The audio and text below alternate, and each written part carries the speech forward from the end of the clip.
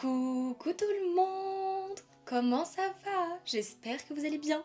On se retrouve aujourd'hui pour une nouvelle vidéo. Comme vous avez pu voir dans le titre de cette vidéo, je vais vous donner tous mes conseils pour lutter face à la procrastination. Dans cette vidéo aujourd'hui, je parle vraiment de la procrastination quand on doit faire des choses, qu'on a des to-do list à ne plus finir et qu'on ne sait pas par où commencer, par quoi commencer, si c'est vraiment utile, s'il faut vraiment le faire et si finalement je ferai pas ça demain.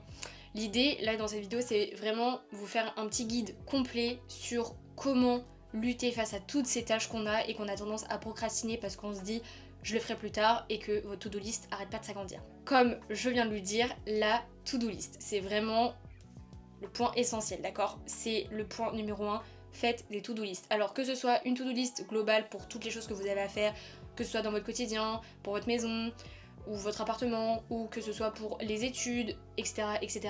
Soit vous faites une to-do list globale, soit vous faites une to-do list pour chaque partie et aspect de votre vie. Moi j'aime beaucoup la to-do list parce que ça permet de visualiser concrètement ce que j'ai à faire et les tâches un petit peu que je repousse parce que quand j'arrive à la to-do list, c'est que vraiment j'ai pas pris le temps de faire certaines choses et que bah à force je les note pour pas les oublier et au final je remets toujours au lendemain.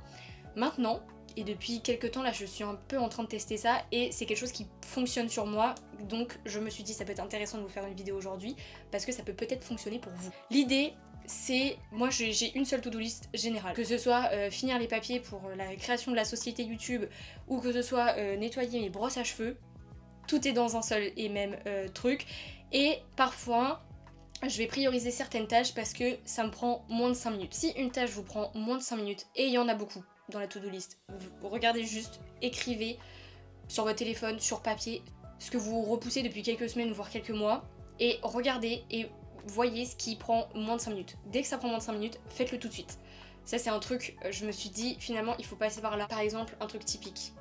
Je devais nettoyer ma brosse Foreo, je l'ai noté et je me suis dit, Célia tu le fais ce soir. Parce que sinon, en fait, tu vas jamais le faire. Je l'ai fait, ma petite brosse est nettoyée. Mais ça aurait pu traîner dans ma to-do list, pouf, au moins 3 mois, sans que je le fasse. Mais du coup, je me suis dit, je le fais ce soir, et je l'ai fait, et j'ai nettoyé ma brosse. Résultat, ça m'a vraiment pris moins de 5 minutes. Mais dès que vous avez une tâche dans votre to-do list qui prend vraiment moins de 5 minutes, faites-le. Vous rentrez des cours, vous avez un truc à faire, faites-le. Vous rentrez du boulot, il y a vraiment un truc qui prend moins de 5 minutes, faut le faire. Vous n'êtes pas obligé de faire tout d'un coup. En vous disant ah non mais j'ai 3 tâches à moins de 5 minutes, bon ça me prend 15 minutes. Parce que généralement, si on me remet au lendemain depuis des mois et des mois, c'est pas aujourd'hui qu'on va s'amuser à tout faire d'un coup. Mais par jour, par exemple le lundi vous dites bah je fais cette tâche là qui me prend 5 minutes, le mardi, le mercredi, le jeudi, le vendredi, jusqu'à arriver au week-end. Où là, le week-end, généralement on va prioriser un petit peu les plus grosses tâches. Et je vous conseille de faire la petite méthode manger la grenouille. Eat the frog. Elle me fait rire cette tâche, cette expression parce qu'en fait c'est commencer par la tâche qui est la plus grosse dans votre to-do list. Parce que si vous faites comme moi, vous faites une to-do list au global, il y a forcément une tâche qui va prendre une éternité. Moi c'est la création de la société pour YouTube. J'ai déjà essayé sauf je suis pas comptable. Donc moi je n'y arrive pas. Mais j'ai essayé. J'ai du coup été voir une comptable parce que sinon je ne vais jamais m'en sortir. Mais si vous avez des tâches qui sont un peu plus importantes comme, je sais pas, vous avez besoin de ranger votre buanderie et vous dites ça fait quand même 3 mois que je dois la ranger, je le fais toujours pas, et ben là vous dites ce week-end je le fais et vous commencez par cette tâche là. Parce que là déjà vous allez être submergé par le fait qu'il faut le faire, mais vous allez le faire en premier et après tout le reste de votre to-do list, si c'était le truc le moins conséquent à faire, va vous paraître beaucoup plus simple à faire. Vous voyez ce que je veux dire? Trop important de faire ce genre de choses et vraiment c'est un conseil qui, pour moi, peut prôner même dans votre environnement de travail. Donc, la méthode de la to-do list, c'est une méthode qui fonctionne. Mais elle fonctionne pas chez tout le monde. Je vais vous donner d'autres choses qui peuvent faire que ça peut fonctionner pour vous. Après, j'aurai épuisé mon stock. Ok. Vous pouvez, pour vraiment les gamers et les gameuses qui me suivent, je pense qu'il y en a pas beaucoup, vous pouvez un peu transformer votre quotidien, ou plutôt les tâches que vous avez à faire, en quête. En mode, aujourd'hui vous devez nettoyer votre brosse, j'en sais rien, ok, mais vous devez nettoyer votre brosse, parce que ça fait un moment que vous l'avez pas fait. Et que, si la technique de ça fait moins de 5 minutes, ça marche pas, et que la to-do list, ça marche pas, ou que vous n'avez pas priorisé, ou que vous n'êtes pas dit, aujourd'hui, enfin chaque jour de la semaine, je fais une tâche.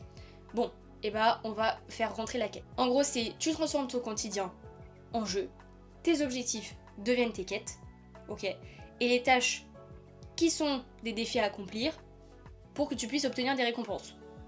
L'idée vraiment basique d'un jeu, on est bien d'accord. Si jamais, alors là on parle vraiment des trucs énormes à faire.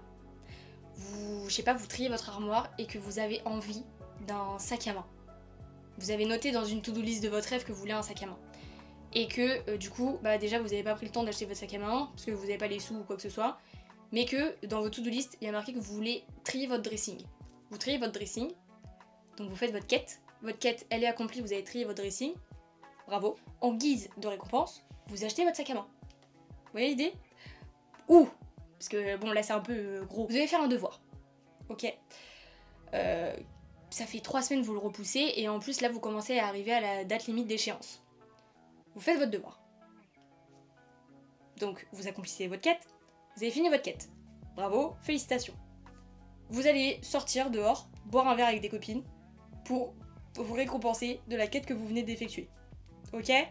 Bon ça c'est vraiment pour les gens qui aiment bien les jeux vidéo parce que sinon c'est pas une technique qui fonctionne super bien pour tout le monde. Ensuite vous avez la procrastination productive.